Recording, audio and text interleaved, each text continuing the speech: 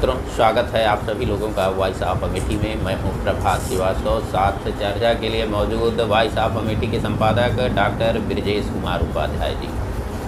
चर्चा मित्रों, आप सब लोगों की मांग और वॉइस ऑफ अमेठी की जिज्ञासा कि भारत राष्ट्र के विकास में अवरोध उत्पन्न करता भ्रष्टाचार, जिस प्रकार से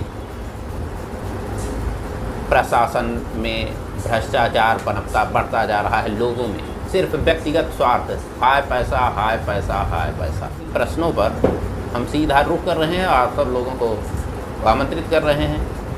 जी, आपका बहुत बहुत स्वागत है। जिस प्रकार से ये भारत राष्ट्र के विकास में भ्रष्टाचार अवरोध उत्पन्न कर रहा है, तो इसको हम कैसे कम कर सकते हैं और लोगों को जागरूक कैसे कर सकते हैं और प्रशासन को आगाह कैसे करा सकते हैं, इन्हीं सारे प्रश्नों की तरफ आपका हम जी बिल्कुल स्वागत है। भ्रष्टाचार विकास का घुन माना गया है। जी बिल्कुल। ये विकास में बहुत बड़ी बाधा है भ्रष्टाचार। जी। इसके पीछे तमाम सरकारें आई और चली गई। जी। भ्रष्टाचार बढ़ाने वाले, लाने वाले जी। और उनको सही दिशा और दशा न देने वाले इस लोकतंत्र से ही पार्टी पूरी गायब हो गई। जी बिल्कुल। यह सर्वविदित है। यह मेरा इशारा किसी बड़ी पार्टी की तरफ है जिस पर बराबर आरोप लगा करता था, और उनके जो सब शीर्षस्थ नेता थे वो स्वयं कहा करते थे, अपने मंच में साझा करते थे कि मैं जब 1 रुपया भेजता हूँ तो 25 पैसे आप तक पहुँचता है, 16 पैसे आप तक पहुँचता है। ये सब हमारे हिंदुस्तान का हर नागरिक सुना है, समझा है, और उसका नतीजा रहा कि आज वो पार्टी भारत के नक्शे से उसका नाम मिटने के कगार में पहुंच गया है। तो भ्रष्टाचार यदि विकास में बाधा है तो उसको मिटाने के लिए जो जिम्मेदार हैं उन्हें मुखरित होना चाहिए। भ्रष्टाचार है क्या?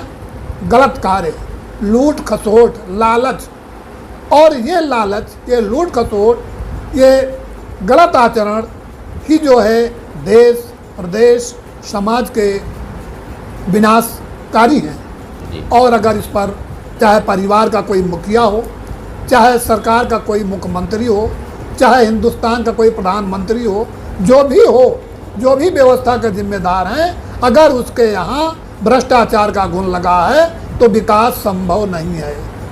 इस बात जी। और एक जहाँ जिस परिवार में भ्रष्टाचार के वो आए हैं, जबकि वो विनाश की बुनियाद भी रख देता है, उसका परिवार कहीं पीढ़ी 2 पीढ़ी चल नहीं पाती है। जी बिल्कुल। वो 13 साल 23 साल बाद बर्बाद हो जाता है। हाँ, तो ये हमारे शास्त्रों का जो मिला है वो कहा गया है बराबर। तो गलत धन, गलत तरीके से कमाया गया धन और उन्नति का किया वाला परिवार काफी दिन तक टिकाऊ नहीं रहता।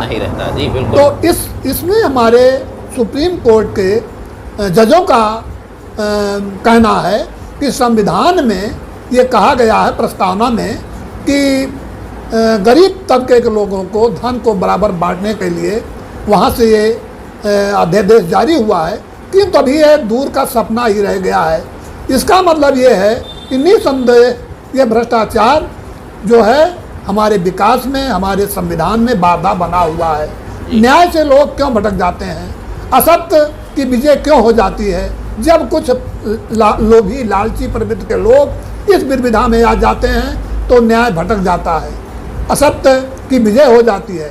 यद्यपि सत्य की जीत होती है, लेकिन जो परेशान होता है उसको और मंथन करना पड़ता है, आगे जाना पड़ता है और काफ़ी उसको भटकना पड़ता है, तब कहीं सत्य को न्याय मिलता है।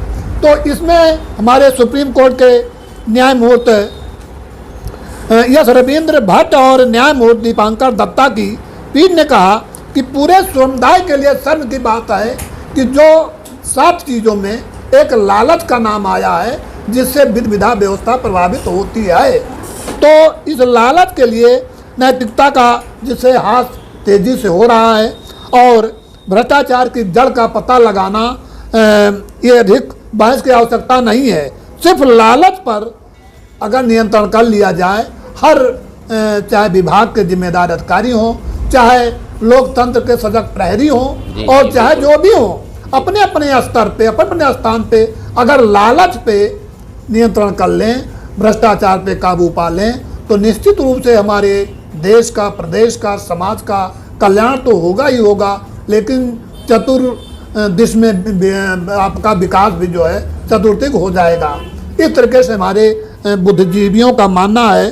और इसी बात को लेकर के आप सुधरे जग सुधरे, हाँ, हम सुधरें जग सुधरे का जो कहावत है, तो अगर हम इस पर विचार करें तो निश्चित रूप से हमारे समाज में एक विकास की अलख जगेगी और नई चेतना आएगी, जागृति होगी, और जिसके लिए चाहिए कि हमारी सरकार इस पर इसको संज्ञान में ले और एक आदेश, अध्यादेश जारी करे कि जो भ्रष्टाचार कर रहे हैं उनके विरुद्ध कड़ी कार्रवाई की जाए। यद्यपि हमारी प्रदेश सरकार के मुखिया, मुख्यमंत्री वाली कार्यवाही आदित्यनाथ योगी इस पर सक्रिय अवश्य हैं, और लेकिन उसका जो जिम्मेदार कड़ी है, जो जिम्मेदार इकाई है, वो उस पर कितना अग्रसर है, ये देखने की आवश्यकता है। इसमें ये भ्रष्टाचार विकास में बाधा है या भ्रष्टाचार विकास का गुण है, आप जो भी कहेंगे वो दोनों सब सटीक होता है।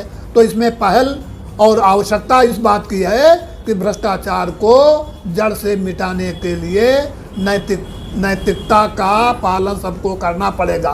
सब हर आदमी को नैतिक जिम्मेदारियों के साथ अपने दायित्वों कर्तव्यों का पालन करना पड़ेगा। तभी ये भ्रष्टाचार का गुण इस समाज से, प्रदेश से, देश से बाहर होगा।